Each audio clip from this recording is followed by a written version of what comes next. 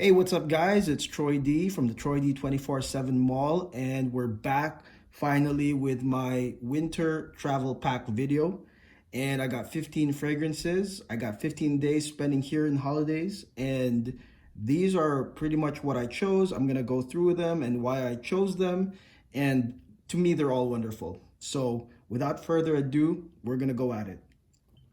First things first, my daily driver, Guerlain LOM Ideal.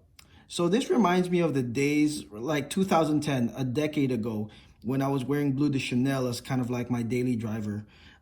It was like fresh and just lovable, mass appealing. Guerlain LOM Ideal to me is like, I guess, the 2020 version of that now that I'm 10 years older. And this thing is sweet, bitter, but fresh. So I would say this is a fresh masculine scent, fresh masculine. So if you want to do that as your daily driver, for me, that's what I want. Get Guerlain LOM Ideal.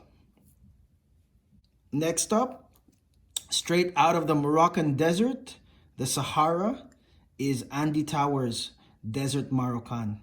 This is for some sultry, beautiful nights, probably the date nights, and I love this. My wife loves this, and I wear this when I'm with her. This one smells absolutely fantastic, unique, straight out of the Saharan desert. Really beautiful, magical. Tower, layer, to Desert Moroccan. I made a whole video about this, so just watch it. Next up is YSL Tuxedo. This one right here is super hyped around the fragrance community. I do sell decants, and this is one of the most like ordered ones. And I guess because of like hype from other fragrance reviewers. Now, what I have to say about this is that A, it's sweet, B, borders unisex, and C, absolutely super duper mass appealing.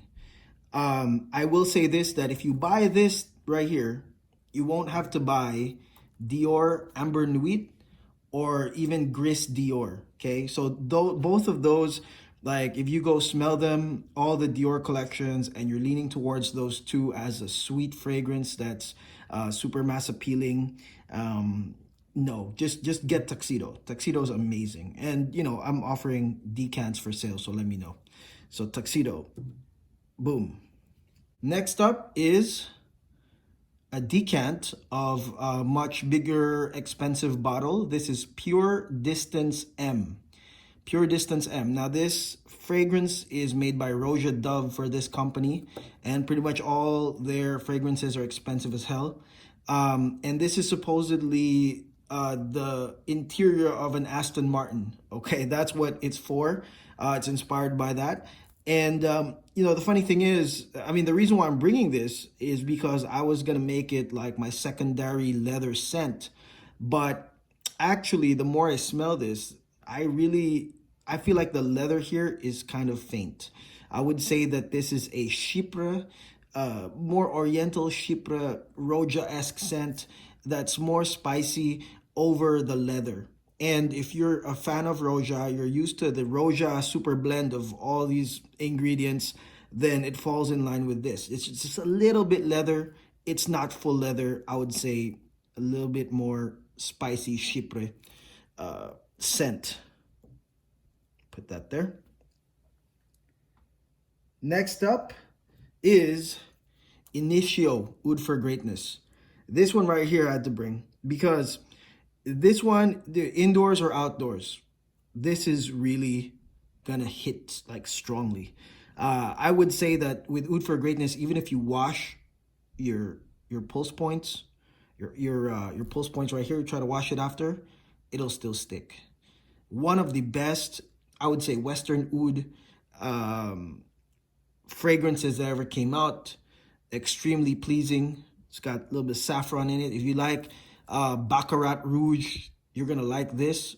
And for oud first timers of oud, this is a great like starter that packs a wallop. So oud fragrance for this pack is Oud for Greatness. Let me put that there. So next up, ROJA Perfumes, Diaghilev. So this one, I was always curious about this a few months ago, and it's very expensive. I believe $800 for a bottle, full bottle. And this one right here is ROJA's kind of like an homage to the artist Diaghilev, who is a part of like Russian ballet, you know, Russian ballet, opera, and all that stuff. And he made a fragrance that sort of encompasses that kind of environment. And he's freaking right. I mean, this thing right here, you put it on and you feel like you're the guy at the opera, you know, like up on the like the orchestra, or I don't know what you call that, the balcony, sorry, like that personal balcony watching a Russian ballet, and you're probably oligarch or like a Russian general, I don't know, but dude, this is it. This does that. And the reason why I brought this around with me is because this is for my opulent formal events while I'm out on holiday. This is definitely pure money.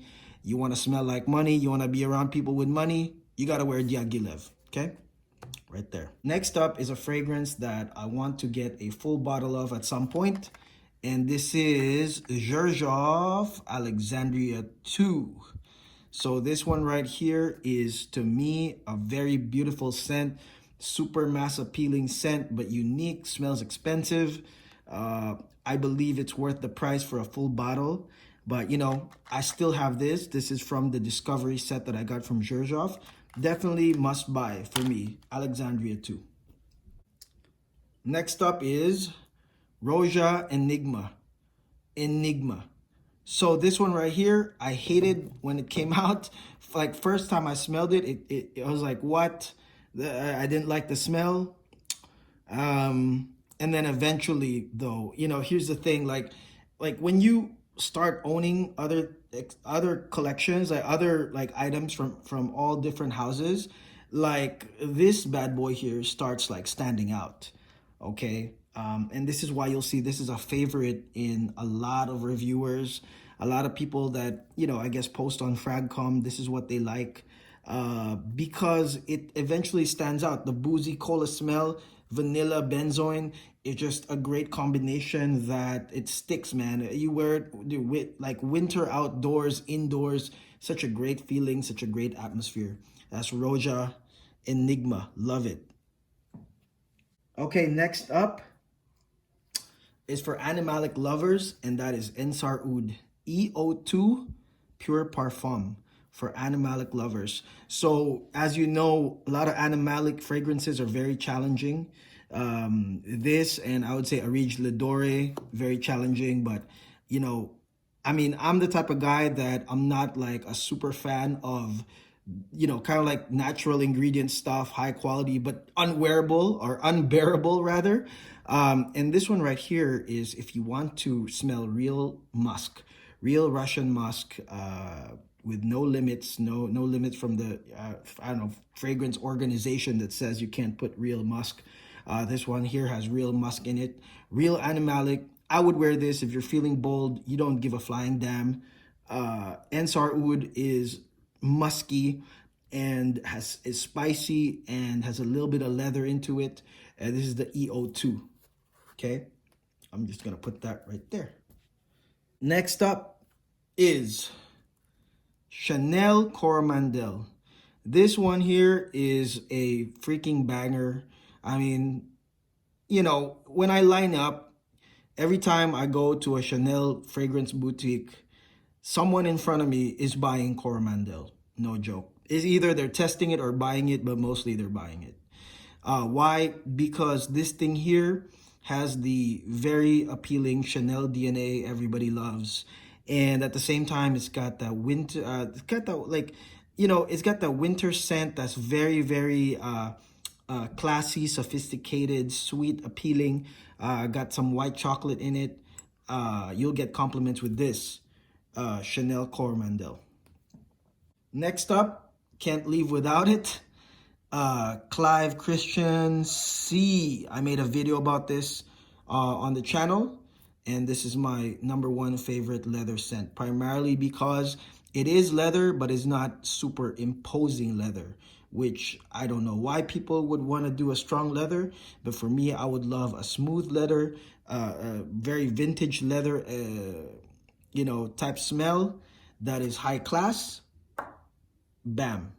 Really the best leather for me. Next one is another Xerjoff, and this is Mamluk. So this one I suggest you purchase if you like gourmand.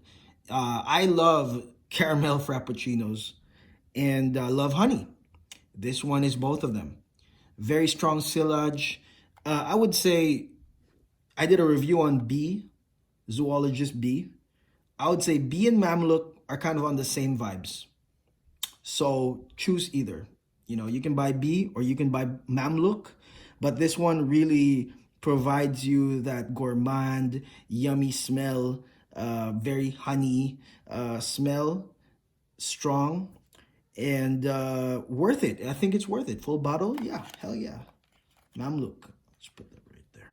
Next up is probably my one and only clone. I got this as a gift, and I know right now, as of right now, it is officially sold out. I don't know if they'll do it again, but this is DUA Fragrances Fortune.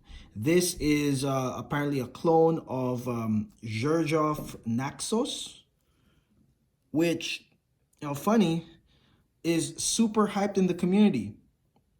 I don't see the super hype about it. I would not really pay for a full bottle of Naxos, primarily because like almond vanilla, it just isn't my thing that I would say like I would repeatedly want to grab it, So I bought the clone just so I can use it every now and then, and it works. If you want that vanilla almond smell, then get Fortune or Naxos. All right, next up, we're almost done, is Xerjoffs Mephisto, which is often compared to Silver Mountain Water by Creed, but I don't like the inky note, so I got Mephisto. And I would say this thing right here, obviously, if you're on winter holiday, you're going to be indoors a lot still, and this thing right here is the indoor banger right here. You want to smell, great, get compliments, conquer the room indoors. Because this is mostly a spring summer scent, but this one I would say indoors, dude, still a killer. Mephisto. Last one, and this is my favorite, or one of my favorite Bortnikovs. I did a review on Oud Maximus. This is Bortnikov Oud Monarch. Now, Oud Monarch is dark cacao oud. Now, notice I didn't say chocolate. For a lot of y'all that purchase chocolate, gourmand fragrances, this is not it. Okay, it's not Black Phantom. It's not Coromandel here. It's not chocolate. It's cacao. Kind of like that OG chocolate before it's even made into milk chocolate. It's like that plus like high quality oud. My only wish is that I wish this performed even better. But man, if you wear it, it's such a great like atmosphere around you. Definitely unique, definitely perfect for winter and fall, just being outdoors. And people are gonna love it. Bortnikov did a great job with Oud Monarch. So this is my 15th out of the 15. So I'm just gonna put that right there. All right, that's it. So this is my 15 fragrance winter pack. Okay. I hope that helped you guys with, this season. This is an actual pack. It's not like it's back home, but I literally took all of these with me. I am also selling decants of the bigger bottles. So feel free to go to my link on Instagram and just message me there if you need to find me. If you know who I am on the Facebook groups, then just message me as well. But this is my 15, and I would say it's well-rounded. It's great. I believe that, when it's like the winter holiday season, pretty much everybody does the same thing. It's mostly events, family, friends, parties, and, I would say too that if you had gone to like a New Year's Eve party, if you're a single guy, I mean definitely a lot of these would apply to getting that New Year's Eve kiss, if you know what I mean. All right. So until then, guys, please subscribe. I'll come out with more videos when I get out of the holidays. Happy New Year to everybody. And tell all your friends about us. I mean, we definitely would love to, give our advice to a lot of people that are watching. So if you have a friend that's into fragrances and who wants like a kind of like a hybrid outlook on this, just trying everything and seeing how everything goes. As you can see with the collection, it's very well-rounded, it's very dense. Let us just forward our page and our YouTube page and tell them to sign in, okay? All right, guys, again, I'll see you soon, and God bless to everybody, guys. Peace out.